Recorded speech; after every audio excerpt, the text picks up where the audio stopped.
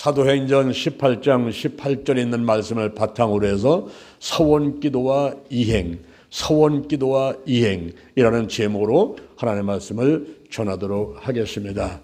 사도 바울이 제2차 전도여행을 끝마치고 잠시 쉬었다가 제3차 전도여행을 하는 그 장면들이 사도행전 18장에 기록이 되어 있습니다. 제2차 전도여행을 끝마친 다음에는 설레는 마음을 가지고 예루살렘교로 가게 되죠. 그곳에 가서 그동안 하나님이 함께 했던 것에 대한 승전 보고를 드립니다. 그리고 여름부터 그 이듬해 봄까지 한 6개월 정도를 잠시 휴식을 취한 다음에 다시 이제 제3차 연대을 떠나게 되는 것입니다. 그럴 때에 어떤 일이 있었는가 하는 것을 오늘 본문 말씀을 통해서 함께 은혜를 받으며 살펴보고자 합니다. 첫째, 고린도 전도 사역을 정리했습니다. 고린도에서 1년 6개월 정도 있었던 그 전도 사역을 이제 사도 바울 일행이 정리를 하게 되었습니다. 근데 여기서 우리가 한 가지 주목할 것은 더 여러 날 유하였다. 고린도에 더 여러 날 유하였다. 이런 말씀에 우리가 주목해 볼 필요가 있어요. 이 말씀은 무슨 말이냐 하면은 이 바울이 복음을 전하면서 많은 핍박과 그리고 방해를 받아왔지만은 그 어려운 상황이 다 마무리가 되고 잠잠하게 될 때까지 있다가 조금 더 여유를 갖고 지내면서 유중의 미를 거두고 그 장소를 떠나게 되었다, 이런 얘기예요. 우리가 어떤 일을 할 때에 유중의 미를 거두려고 애쓰는 것이 참 좋은 일인 것입니다.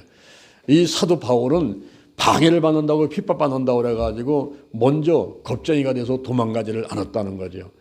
그 모든 상황을 다 자기가 감당을 하면서 다 정리를 하고 그 자기에게 주어진 사명을 끝까지 감당하는, 사명을 끝까지 감당하는 모습을 보인 다음에 그 장소를 떠나게 됐다는 거예요.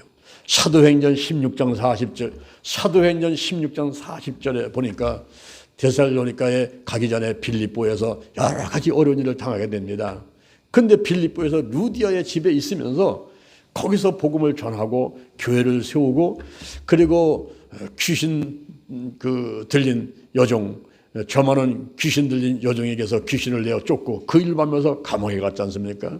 근데 감옥에 가서 간수를 구원시키고 온 가족을 구원시키고 감옥에서 나왔지요. 나와서 그대로 도망간 것이 아니라, 나온 다음에 겁을 먹고 도망간 것이 아니라 다시 루디아 집으로 갑니다. 루디아 집에 가가지고 여러 가지 상황을 정리한 다음에 그 다음에 데살로니가로 가게 되는 거예요. 사도행전 17장 10절 데살로니가 가서도 마찬가지인 것입니다. 데살로니가 가서는 야손의 집에 가서 그곳을 복음 전진기지로 삼고 그곳을 통해서 이제 복음을 전하게 되는데, 그때도 많은 방해가 왔죠. 사람들이 달려왔습니다. 바울을 잡으러 달려왔어요. 근데 바울이 없는 거예요. 그러니까 야손과 그 형들을 잡아가지고 읍장들 앞에 데리고 가가지고 막 신문할 때 그때 보석금을 내고 석방이 됐지 않습니까?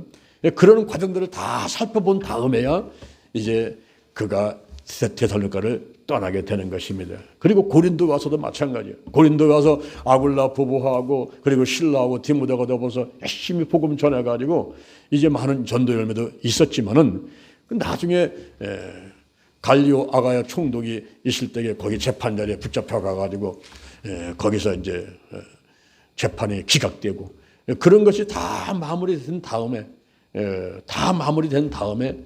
이제 그 디도 유스도라는 집을 전진기지 삼고서 복음을 전하다가 마무리 한 다음에 이 고린도 지역을 떠나게 되는 거죠.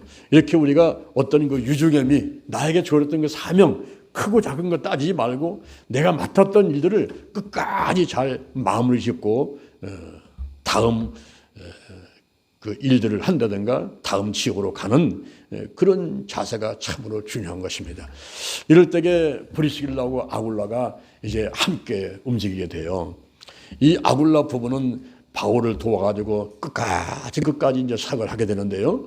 그 아굴라는 브리스길라의 남편이죠. 그 사람은 아시아 북부 지역의 본도라는 태생이에요. 본도라는 그 고향인데 거기에 태생이고 유대인입니다.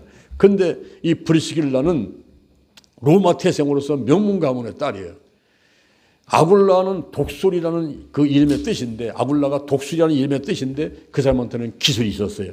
근데 브리스길라한테는 존경할 만한 이라는 뜻을 갖고 있는데 이 브리스길라는 돈과 빽이 있었어요.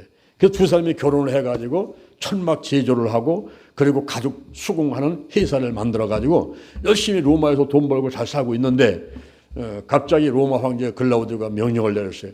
유대인들이 자꾸 반란을 일으키니까 유대인들은 전부 로마를 떠나라 이런 칙령을 내려버렸습니다. 그래서 이 아굴라 부부가 할 수 없이 로마에서 고린도로 왔다가 그 고린도에 와서 천막 제조를 하다가 바울을 만나게 된 거예요. 바울도 자비랑 오다가 선교하면서 그 선막 제조에 기술이 있었기 때문에 바울도 그렇게 하다가 아굴라 부부를 만나게 됐어요. 이 아굴라 부부도 기독교 되는 후위가 있었는데 이제 그 바울하고 함께 생활하다 보니까 더 믿음이 좋아졌죠. 그래서 그 고린도에 1년 6개월 있는 동안에 바울을 도와가지고 열심히 복음을 전하게 되었던 것입니다. 이 바울이 아굴라 부부를 이렇게 칭찬을 해요. 로마서 16장 4절에서 저희는 내 목숨을 위해서, 이 바울의 목숨을 위해서 자기 목에도 내었다는 거예요. 자기 목에도 내놨는데 바로 나뿐만 아니라 이방의 모든 기회가 저희에게 감사하노라.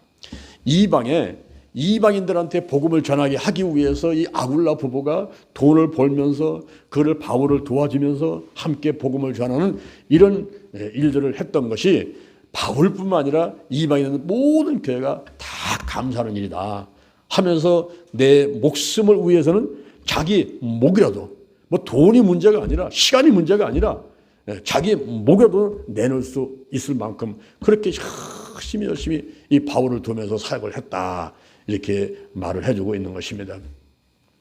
이 바울이 고린도를 떠나기 전에 갱그레아에서 머리를 깎게 돼요.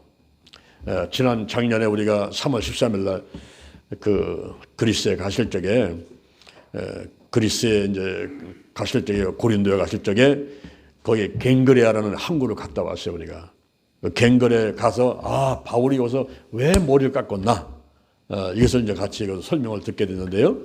그 갱그레에서 머리를 깎았습니다. 이 머리를 깎고 나서 나시린의 서원 가운데서 세 가지가 있는데 민수기 6장 2절에 보면은 나시린 서원이 세 가지 나와요. 나시린 서원을 하는 사람은 포도주나 독주를 멀리해야 되고 그리고 포도나무에 과실을 먹으면 안 돼요. 그리고 시체를 가까이 하지 말고 그리고 이 머리다가 삭도를 대지 마라. 머리를 깎지 말라는 거예요. 머리에 삭도를 대지 마라. 그런 이제 그 나신 서원이 있습니다. 왜 삭도를 대지 말까요? 내 위에 머리가 있다는 것은 내 위에 하나님이 있음을 인정하는 거예요. 우리 여자분들은 모자를 쓰라 그랬어요. 그 모자를 왜 쓰냐면 내 위에는 남편이 있다. 그리고 또 하나님이 계시다. 그러기 위해서는 모자를 써라. 그래서 옛날에는 여인들이 이제 모자를 쓰고 그랬는데 이 머리 위에 하나님의 계심을 인정하는 거예요. 근데 스님들은 머리를 팍팍 밀어버려요. 깎아버려요. 그거는 내 위에 아무도 없다는 거예요. 내가 도 닦아가지고 내가 터득하겠다는 그런 자세를 갖고 있어요. 그래서 스님들은 머리를 다 깎아버리죠. 그런데 나시린 서원을 할 때에 이 나시린 서원을 한 사람은 머리를 깎지 말라 그래요. 삭도를 대지 말라 하는 것이 이것이 이제 하나의 규칙이었어요. 그런데 여기 바울이 머리를 깎았거든요. 갱그레에서 머리를 깎았다는 것은 뭐냐면은 이 나신 서원을 일정 기간 동안 했는데 그 기간이 지나게 되면은 이제 그때는 이제 결례 행사를 하게 되는데 그 머리를 깎고서 결례를 행사를 하게 되는 거예요. 그래서 그것을 위해서 이 바울은 갱그레에서 이제 머리를 깎게 됐죠. 아마 이 바울이 고린도에서 복음을 전할 때에 그 고린도라는 지역이 우상이 만연하고 그리고 도덕조다가 타락한 그런 도시이기 때문에 그곳에서 복음을 전할 때 하나님 나와 함께하여 주옵소서 나를 지켜 주옵소서 이러면서 그 서원 기도를 했던 것 같아요. 어떤 목적을 놓고서 일정 결을 놓고 서원 기도를 하면서 나를 지켜주세요 하고 이렇게 서원을 했는데 이제 그런 기간이 지나자 머리를 깎았다라고 이렇게 볼 수가 있는 것입니다. 우리가 성경에 보면은 서원 기도된 것이 많이 나와 있어요. 창세기 28장 20절 이하에 야곱이 형을 속여가지고 팥죽 한 그릇에 장자권을 뺐어요. 그리고 아버지를 속여가지고 축복 기도를 받게 됩니다. 그로 인해서 이제 죽게 되자 그가 하란으로 이제 도망을 가는 거죠. 하루로 도망가는데 외삼촌집을 향해서 가다가 이제 해가 넘어가니까 그때 이제 잠을 자려고 광야에서 유숙하려고 하면서 돌을 베개를 삼고서 잠을 자고 있었어요. 근데 꿈에 사다리가 이 땅바닥부터 하늘까지 이렇게 놓이는 게 보이는데 그 사다리 위를 하나님의 천사가 오르락 내려가고 있는 모습을 보게 된 겁니다. 그리고 사다리 맨 꼭대기에는 여호와 하나님께서 서서 말씀하시는 거예요. 나는 내 조상의 하나님이다. 아브라함의 하나님이고 이삭의 하나님이다. 너 누운 땅을 너와 네 자손에게 주리라. 네 자손이 땅에 뜯겨 갖고 그리고 동서남북에 편만하게 되리라. 이런 말씀을 듣게 돼요. 그러면서 너와 네 자손을 인해서 모든 땅의 족속들이 복을 받을 것이다. 그리고 내가 너와 함께 있어서 내가 어디 가든지 너를 지켜줄 것이고 그리고 내가 이 땅으로 돌아오게 할 것이다. 그리고 내가 허락한 것을 다 이기까지는 너를 떠나지 아니하리라. 이런 말씀을 듣게 돼요. 근데 잠을 자다가 깜짝 놀라서 일어나 보니까 꿈인데 와 하나님이 여기도 계시는구나. 그 자리에서 서원기도를 합니다. 서원기도를 하면서 하나님께서 나하고 함께 하셔가지고 내가 가는 길에서 나를 지켜주시고 그리고 먹을 양식과 입을 옷을 주시고 그리고 내가 편안히 아버지 집으로 돌아올 수 있게끔 해주신다면은 이렇게 해주신다면은 여호와 하나님이 나의 하나님이 될 것이고 그리고 여기 세운 이 돌이 바로 여기다가 내가 성전을 짓겠습니다. 하나님의 성전을 짓겠습니다. 그리고 내게 들어오는 모든 것에서 10분의 1을 하나님께 드리겠습니다. 이렇게 소원을 하는 거예요. 이렇게 해주시면 이렇게 하겠습니다 하는 것이 소원기도예요. 바로 이 야곱은 하나님께 그렇게 기도를 한 거예요. 나와 함께 하여 주시고 나를 지켜주시고 그리고 먹을 양식과 입을 옷을 주시고 그리고 아버지 집으로 평안하게 돌아오게끔 해주신다면은 나는 하나님을 섬길 것이고 여기다가 성전을 지을 것이고 내가 11조 헌금을 할 것이고 하는 것에 대한 이런 서원을 야곱이 하게 되었던 것입니다. 그때 하나님께서는 그 기도를 다 들어주셨고 또 야곱도 그 소원한 것을 이행하는 이야기가 창세기 28장 이하에 나오게 되는 것입니다. 그리고 사사기 11장 30절 사사기 11장 30절에 보면은 사사 입다의 소원기도가 나옵니다. 사사 입다가 암몬 자손이 쳐들어오자 하나님께 소원기도를 했어요. 이 암몬 자손과 싸워가지고 내가 이길 수만 있다면 그러면 내가 승리하고 돌아갈 때 내 집 문 앞에 가장 먼저 나와 있는 그 나를 맞이하는 그 사람을 하나님께 드리고 내가 번제로 각을 떠서 불로 태워서 드리는 이 번제로 드리겠습니다. 이런 소원기도를 해버려요. 그런데 하나님이 함께 하셔가지고 그 전쟁에서 이기잖아요. 이겼는데 집을 딱 돌아가니까 집 문 앞에 나와서 소고를 치면서 춤을 추는 여인이 하는데 그게 누구냐면은 자기의 딸이야. 외동딸이야. 무남동녀 외동딸인 거예요.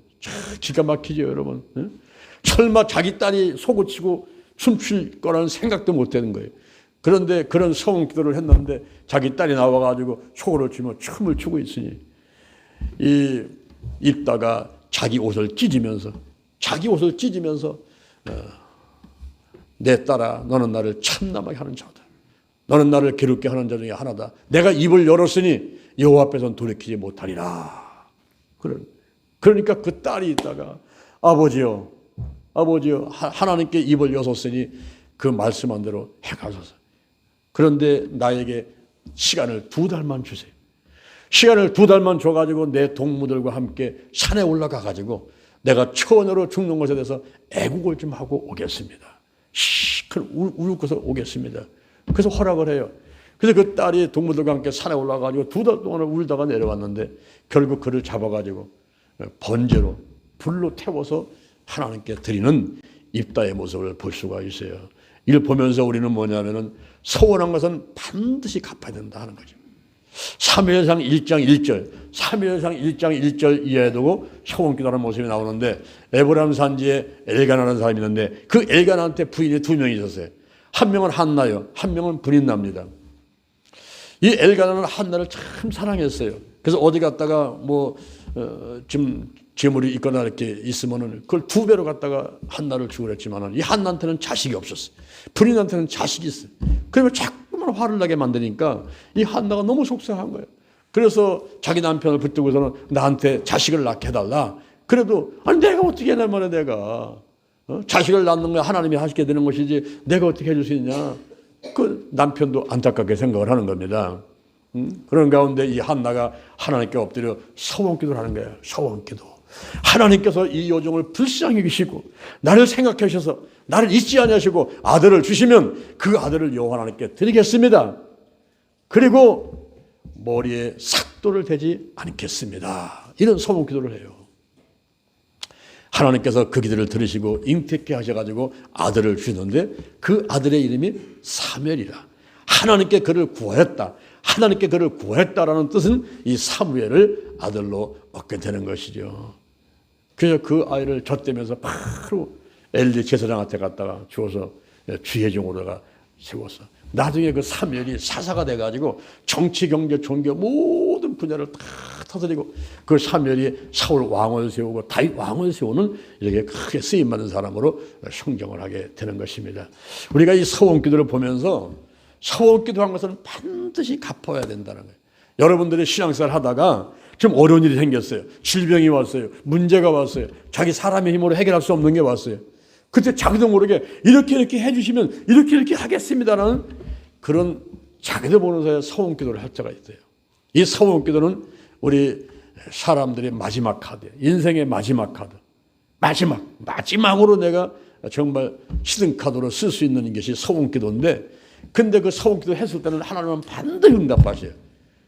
근데 응답은 반드시 하시는데 이 서원기도 한 사람이 반드시 갚아야 돼요. 우리가 때로는 작정 헌금을 할 때가 있어요. 하나님 내가 올해 돈은 없지만은 내가 올해 얼마 하겠습니다. 우리가 종자 작정 헌금도 하기도 하고 종자식 작정 헌금 하기도 하고 어떤 때는 또 뭐 성전 내가 건축하겠습니다 하기도 하고 내가 뭐 얼마 하겠다. 이 자기도 모르게 이렇게 막 한단 말이에요. 어떤 때는 정말 마음 먹고 기도하는 가운데 하기도 하죠. 그런데 그 한 것은 반드시 이행을 해요. 하나님께서는 반드시 축복을 하시는데 반드시 이행해야 될 그런 또 의무, 책임들이 우리한테 있다 하는 사실을 알아야만 되겠습니다. 이랜드라는 회사가 있죠. 여러분들이 오늘날 홈플러스 같은 데 많이 가지 않습니까? 그 홈플러스가 소속되어 있는 이랜드라는 큰 그룹이 있어요. 거기 박성수 사장이 저 이화여대 앞에서 보세 옷가게를 할 때에 그 보세 옷가게 그 사업장에 바닥에다 무릎 꿇고 엎드려서 서원기도를 했어요. 서원기도. 하나님 아버지 저를 축복하시고 우리 회사를 축복해 주시면 매출액의 1%를 하나님께 드리고 영혼군에서 사용하도록 하겠습니다. 그런 기도를 했단 말이에요. 매출액의 1%. 그게 뭐냐면 나한테 100만 원 들어오면 10,000원은 하나님께 드리겠습니다. 우리 11조는 틀려요. 11조는 10분의 1인데 그 11조는 하나님 거죠. 이 1%라는 것은 구제헌금이에요. 내게 들어오는 것은 내 거에서 1%를 하나님께 드려가지고 영혼권에 쓰겠습니다. 이런 서원기도였어요. 근데 하나님께서 축복하셨어요. 사실 100만 원 들어오면 10,000원 내는 건 쉽죠. 내가 또 1,000만 원 들어왔는데 10만 원 내는 건 쉬운 일이에요. 근데 1억이 들어왔어. 1억 들어왔을 때도 100만 원 내는 건 쉬운 일이에요. 근데 이것이 막 10억이 되고 1,000억이 되고 막 7천억이 돼가지고 몇 년 전에는 7천억. 회사가 막 20개, 30개 번쳐가면서 7천억이 들어와요. 7천억. 7천억의 1%는 얼마일까요? 70억이에요. 와, 70억 어마어마한 돈이죠. 아파트가 70채나 되는 어마어마한 돈이죠. 그걸 하나님께 드린다는 게 쉬운 일이 아닌 거예요. 그러나 하나님의 약속이기 때문에 드려야죠. 드리고 한세대단 이랜드 복지단을 통해서 이제 하나님 영광에서 그 돈이 쓰이도록 하는 거죠. 이런 그 하나님께 대해서 서원기도 했으면 반드시 이행하는 모습이 반드시 있어야 돼요. 신혼 에베네셀이라는 회사가 있어요. 신혼 에베네셀의 박선설 장로가 회사가 어려울 때 옥상에 올라가서 무릎 꿇고 기도했어요. 하나님 아버지 회사가 어렵습니다. 저를 축복해 주세요. 그러면 3가지 이행하겠습니다. 그 한 가지는 신학생 100명을 돕겠습니다. 둘째는 교회 100개를 건축하겠습니다. 셋째는 1년에 100명씩 전도하겠습니다. 이렇게 3가지를 소원했어요. 근데 하나님께서 그 기도를 들으시고 응답하셔가지고 회사를 축복하셨어요. 그럴 때에 해야 될 일이 뭡니까? 신학생 100명을 도와야죠. 신학생 100명 도와주는 것은 어려운 게 아니죠. 회사가 번창하게 되면 그 돈 가지고서 신학교 100만 원, 200만 원 학비 대지면 되는 거 아니겠습니까? 100명을 할 수 있단 말이에요. 교회 100개 짓는 것도 어려운 게 아니죠. 돈이 있으니까 여기저기 다니다 보면서 교회를 세월 만들어 교회를 줘주는 거예요. 저 낮은 선봉 지역에도, 지난번에 개성 지역에도 다 교회를 세웠단 말이에요. 이렇게. 그래서 100개의 교회를 세우는 문제가 아니에요. 근데 가장 어려운 게 뭐냐면은 1년에 100명씩 전도하는 게 어려운 거예요. 1년에 100명씩 전도하려니까 이게 뭐 시간도 많이 들어가지만은 사람들이 전도한다고 금방 잘 달려옵니까? 그게 참 어렵다는 게. 그래서 연초만 되면은 오산 기도는 올라가지고 3일씩 금식 기도를 하는 거예요. 하나님, 올해도 100명 전도될 텐데 내게 힘을 주시고 예배된 영혼을 만나게 해주세요. 이런 기도를 하는 겁니다. 그리고 새벽기도 끝나면은 나가가지고 전도하고 테스트가 되면 전도하고 1년에 100명을 채우기 위해서 애써 노력하고 있는 그 장로의 모습을 볼 수가 있습니다. 우리가 이제 신앙생활 하는 가운데서 문제가 왔어요. 질병이 왔어요.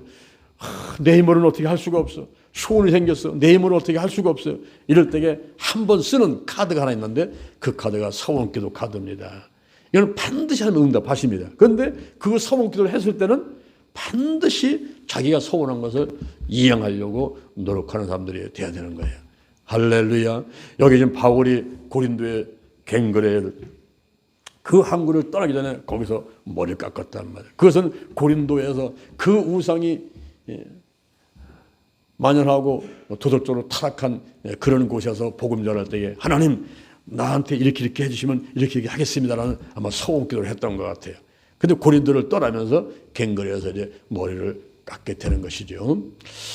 오늘 우리가 이 사도 바울을 통해서 두 가지를 배울 필요가 있어요. 하나는 유종애미, 하나는 서원기도. 우리의 신앙생활 가운데 이 두 가지를 꼭 기억하시면서 실행하시는 여러분 되기를 주님 이름으로 축원합니다.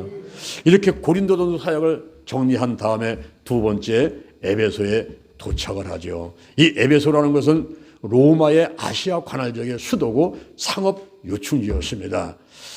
그곳에 이제 도착을 했는데 거기는 자유 헬라 도시예요. 로마의 식민지가 아니라 헬라인들, 이방인들이 사는 자유도시다가 두었던 그런 자유 헬라 도시였습니다. 근데 거기에 아데미 여신을 섬기는 어마어마한 신전이 있었어요. 이것은 세계 7대 불가사의 중에 하나다 이렇게 되는데 AD 262년에 고투지 교회에서 멸망시키긴 하지만은 그 아데미 여신을 섬기는 어마어마한 신전이 있었어요. 이번에 저희들이 그리스하고 그 트리키에 지역하고 반무섬 지역 가보니까 거기에 우상을 섬겼던 그 신전들이 그 무너진 것들 혹은 그 뭐 형체 있는 것들이 서 있는데 와, 우리나라에 부처 세워놓고 무슨 뭐 설왕대는 세워놓고 뭐 천하 여장군 지여장군 이런 거는 아무것도 안 해요. 이건 뭐 6cm만한 같은 그런 어마어마한 신전들이 세워져 있으니까요. 그런 아데미 여신을 섬기는 신전이 있던 곳이 이제 에베소라는 지역이에요. 에베소. 거기에 이제 그 아굴라 부부하고 함께 갔어요. 아굴라 부부가 함께 쫓아가서 거기에서 아굴라 부부가 이제 복음도 전하고 그리고 또 천막 제조하는 사업도 새로 이제 에베소에다가 회사를 내기 위해서 갔던 거예요. 가서 그곳에서 4년 내지 5년 정도 있으면서 복음을 전하게 되고 그리고 바울 서신을 통해서 편지를 통해서 고린도 지역에다가 복음을 전하면서 성도를 돌봐주는 이런 일들을 하게 되는 것이죠. 그러면서 바울은 그 회당에 가서 이제 변론을 하는데 그 회당은 안식일날만 사람들이 모이는 게 아니라 평일날도 하루에 3차례씩 기도를 하니까 이 유대인들이 많이 모여져 있어요. 그래서 이 바울이 가가지고 복음을 전했는데 이 에베소 지역은 그렇게 어마어마한 아데미 여신을 섬기는 그런 신전이 있고 그런 지역이지만은 사람들이 마음에 이 복음을 받아들이는 마음들이 많이 갖고 있었어요. 아주 호의적이었어요. 그래서 이 바울을 뭐 핍박하고 방해하는 게 아니고 아이고 더 좀 말씀을 전합시다. 아이고 10분만 하지 말고 1시간 해주세요.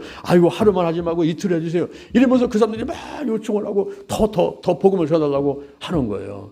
그렇지만은 바울은 그곳에 오래 있지 않고서 바로 작별하고 떠납니다. 내가 하나님의 뜻이면 다시 올 것이지만은 그 나는 빨리 가야 된다. 나는 빨리 가야 된다. 이러면서 서둘러서 에베소를 떠나버리는 거예요. 아굴라 부부를 거기서 두고 도를 떠납니다. 왜 떠날까요? 다른 사본에 보면 이런 말이 나와. 나는 에루살렘에 가서 반드시 절기를 지켜야 된다. 나는 예루살렘에 가서 반드시 절기를 지켜야 된다라는 것이 어떤 사본에 기록되어 있는데 이 에베소에 오래 있지 않고 다 정리해가지고 거기를 떠나게 됐던 것은 예루살렘에 가려고 그런 거예요. 예루살렘에 왜 가려고 했을까요? 그 예루살렘에서는 아비볼 4월달인데 4월 14일 날 우리는 말하면 부활절하고 같은 거예요. 부활절 그 절기가 6월절인데 부활절하고 비슷한 절기가 6월절인데 그 6월절 절기에 그 명절에 예루살렘을 가기 위해서 에베소를 빨리 떠난 거예요. 이번에 이제 구정이 이제 오지 않습니까? 얼마 전에 구정이 오게 되면은 우리 손자, 며느리, 아들, 딸들이 이제 막 달려온다면 야, 대전으로 가자, 서울로 가자, 많이 움직이지 않습니까?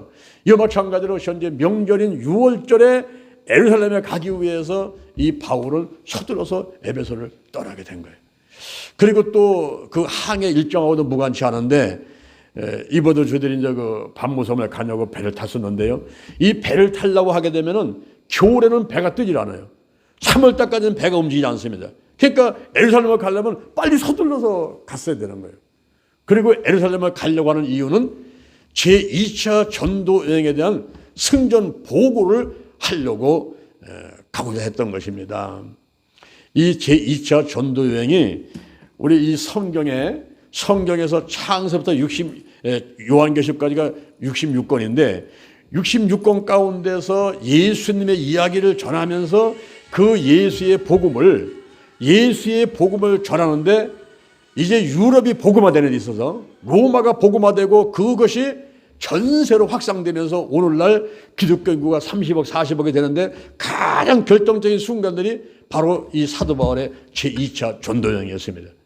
그때가 약 3년 정도 전도를 한 것인데 사도행전 15장 36절부터 사도행전 18장까지 나오는 이 이야기가 오늘날 우리로 말하면 전도하는 데 있어서 전도해가지고 기독교인들이 많이 늘어나서 아주 결정적인 일을 하는 그런 기간이 바로 약 3년간의 제2차 전도 여행이었던 거예요.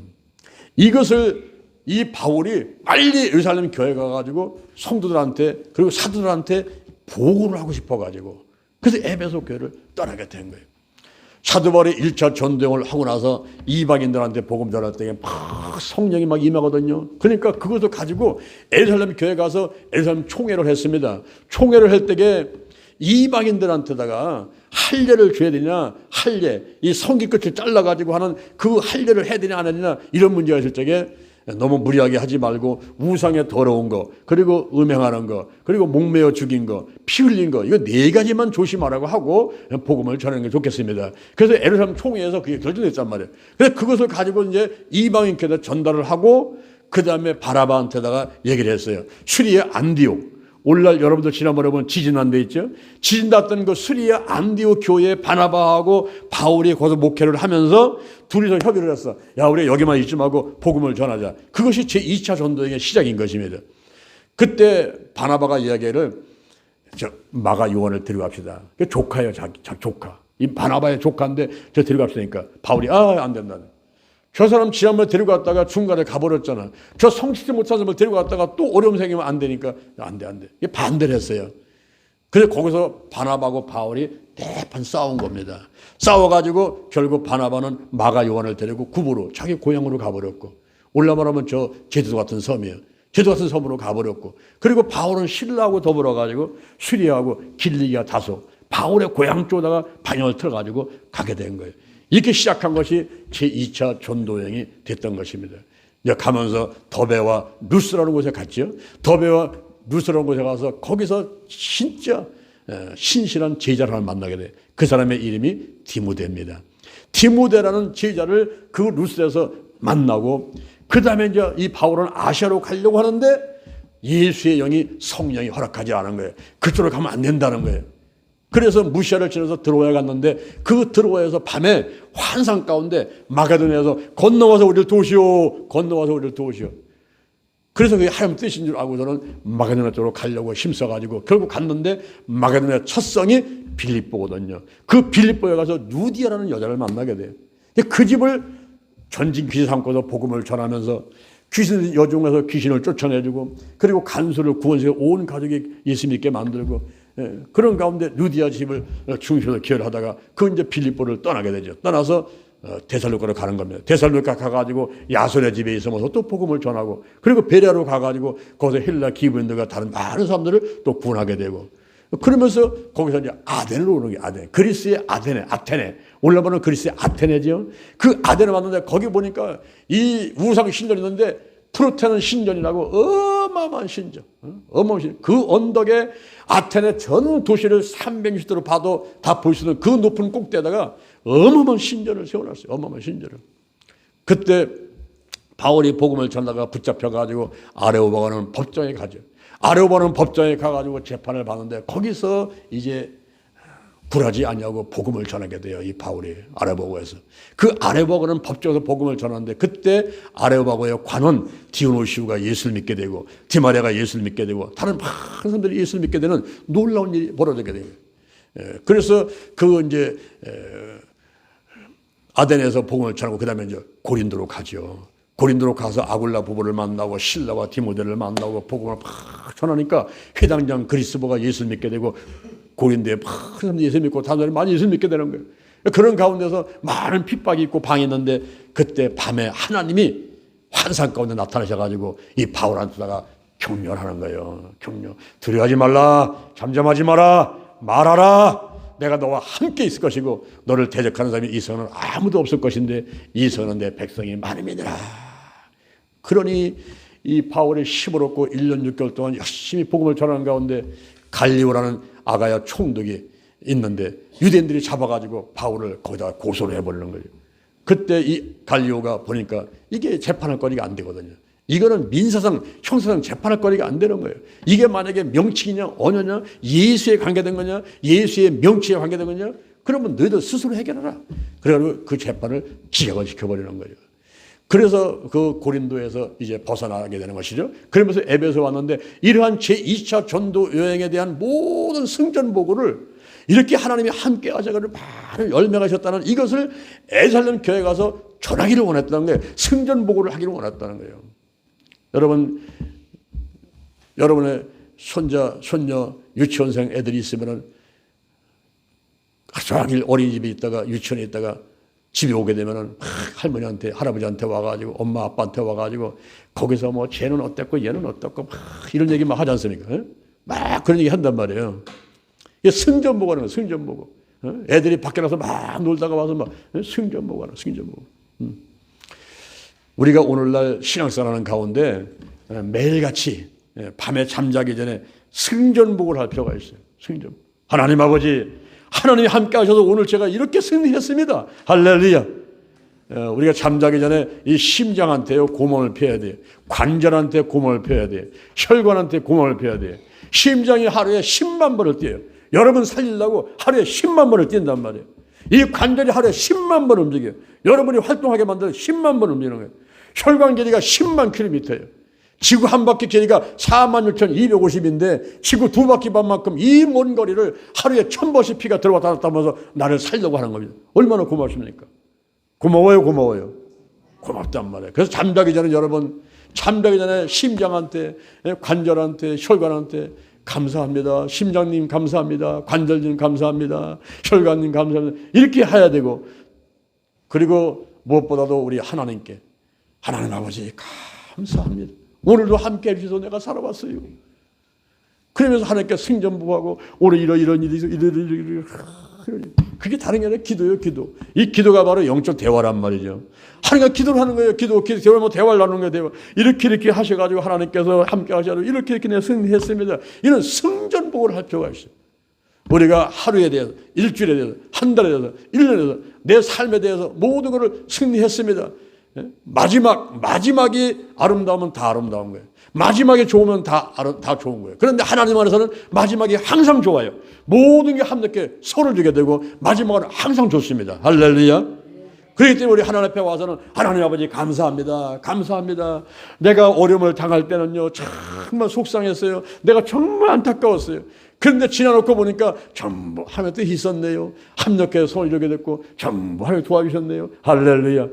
그런 승전보고를 할 필요가 있어요. 승전보고. 이 바울은 지금 설전한 거야. 지금 3년 동안 지금 복음을 전하다가 그 많은 열매 있던 거 이런 것들을 전부 이야기를 하고 싶었어요. 예루살렘 성에서. 그래서 에베소에서 빨리 떠나가지고 예루살렘으로 가게 된 거예요.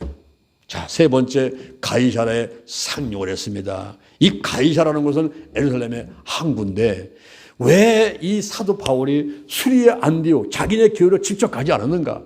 그 수리의 안디옥에 있는 실룩이라는 항구가 있는데 거기부터 이 가이사라 항구, 예루살렘 항구까지는 400km예요. 400km가 우리로 말하면 천리요, 천리. 예? 지금 저 인천 항구로 가야 되는데 어디 가면 군산 항구로 왔다는 거야. 왜? 대전에 오려고. 예루살렘에 가려고. 예루살렘에 가서 제2차 전도 여행한 거 그 모든 열매를 보고하려고 자 인천으로 가지 않고 군산으로 왔다는 군산으로. 그런데 이 군산부터 대전까지가 이 거리가 104km. 가이사라에서 예루살렘까지 104km. 그런데 가까이 온 거야. 가까이. 예루살렘 거리로 가까이 온 거야. 가까이 와가지고 빨리 가서 복음을 전하려고. 그래서 예루살렘에 딱 도착했죠. 도착했는데 이 사도 바울이 예수 믿은 다음에 예루살렘 교회를 5번을 방문하는데 이번 4번째 방문한 거예요. 근데 그 특징이 뭐냐면은 항상 전도가 끝나고 나면 1차 전도, 2차 전도, 3차 전도 끝나고 나면 반드시 보고를 하러 예루살렘에 도착했다는 거죠. 우리가 이제 오늘날 11조들 하지 않습니까? 이 11조들을 제가 1992년도 서울에 있을 적에 여덟 스무고서 때 했는데 그때는요 지금같이 새벽 기도만 한 게 아니에요. 한 달에 3일이지 4일을 오전 10시에 모여가지고 예배드리고 기도하고서 김밥 간단히 먹고서는 전도 나갑니다. 전도 나가서 2시 짝 져가지고 2시간 3일 전도한다면 반드시 들어와서 승전보고라는 시간이 있어요. 승전보고. 예배를 드리면서 승전보고 하나님이 어떻게 하셨는가? 누구를 만나게 했는가? 어떻게 하셨는가? 이걸 와가지고 승전보고를 하면서 마무리 짓는 그것이 11조 기도였어요. 근데 이 대전에 와가지고 전도보다도 이제 기도를 더 먼저 하기 위해서 우리가 현재 289차 25년 동안을 매달 3일씩 우리가 기도를 하면서 하나님께 영광을 드리고 하나님의 뜻을 구하고 이랬는데 이 11조는 승전보고죠. 승전보고. 그러니까 이 가이사라에서 수리의 안디옥 자기네가 가야 되는 그 항구까지는 무려 천리길이지만은 천리길 또 내려와가지고 예루살렘에 와가지고 보고를 하려고 왔던 거예요. 그래 와서 이제 제2차 전도를 보고를 하고 나서 그 다음에 6월절 축제에 참석을 하고 그 다음에 결례 예식을 하게 되는데 사도행전 21장 24절 사도행전 21장 24절에 보니까 저희가 결례를 행하고 자기의 비용 그 모든 비용은 자기가 돼야 돼. 자기가 비용을 들여가지고 머리를 깎아라. 이 머리를 깎아가지고 그를 어린 양을 잡아가지고 번제를 해가지고 하나님께 예물을 드려야 됩니다. 이런 것이 마지막 이제 해야 되는 의식이었어요. 그래서 그 결례라는 것은 뭐냐면 부정한 것을 제거하고 어떤 정결하게 만드는 종교 의식인데 이 사도 바울이 소원기도잖아요. 소원기도로 고린도에서 나와 함께 하신 나를 지켜주시면은 내가 하나님께 어떻게 하겠습니다라는 그 소원기도 했는데 이 소원기도가 이제 끝나고 나니까 자기 머리를 깎는데 그걸 끝나게 갱글에서 머리를 깎는 걸로 끝난 게 아니라 예루살렘에 와가지고 결례 행사를 하면서 어린 양을 잡아서 번제를 드리면서 하나님께 드리는 이 결례까지 했단 말이에요. 그렇게 하고 나서 이제는 수리의 안디옥으로 와가지고 여름부터 그 다음 봄까지 한 6개월 정도를 휴식을 취합니다. 이제 그러다가 제3차 전도여행을 하게 되는 거예요. 이 사도 바울의 제1차, 2차, 3차, 4차까지 하는데 이를 통해서 유럽이 복음화되고 그리고 오늘날 미국과 아시아가 복음화되는 엄청난 일이 일어나는데 그중에 가장 중요한 여행이 제2차 전도 여행이었다 하는 것이죠. 그래서 제2차 전도 여행을 마치면서 예루살렘에 가서 승전보고라. 오늘 제가 드릴 말씀 가운데 여러분 세 가지를 기억하세요. 따라합니다. 유종애미, 서원기도, 승전보고. 그것이 제2차 전도의 특징이라고 볼 수가 있어요. 여러분들도 사도 바울과 같이 오늘날 내게 작은 것이나 큰 것이나 사명 준 것을 끝까지 감당할 수 있는 유종애미를 잘 거두시기를 바라고 그리고 하나님 앞에 기도하면서 하나님께 응답해 주시면은 더 열심히 또 하나님 섬기시고, 그리고 항상 하나님이 하신 일은 이렇게 하나님이 해주셨습니다. 하나님이 하셨습니다. 하나님이 하셨습니다. 할렐루야. 승전 보고래요. 승전 보고.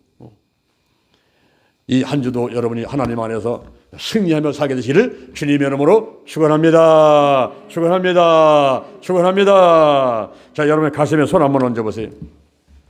저의 기도를 한번 따라하시기 바랍니다. 하나님 아버지, 저는 죄인입니다. 어디에서 와서 무엇 때문에 살며 어디로 가는지 알지 못하고 방황하며 살아왔습니다. 오늘 이 시간 목사님 말씀 듣고 가슴에 손을 얹고 믿음으로 고백합니다. 나를 위해서 죽으시고 나를 위해서 부활하신 예수님을 내 구세주로 모셔드립니다. 지금부터 천국 갈 때까지 나와 함께하여 주옵소서.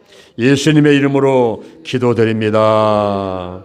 제가 다시 한번 기도하겠습니다. 여호와 하나님을 찬양합니다. 예수님 선생님을 찬양합니다.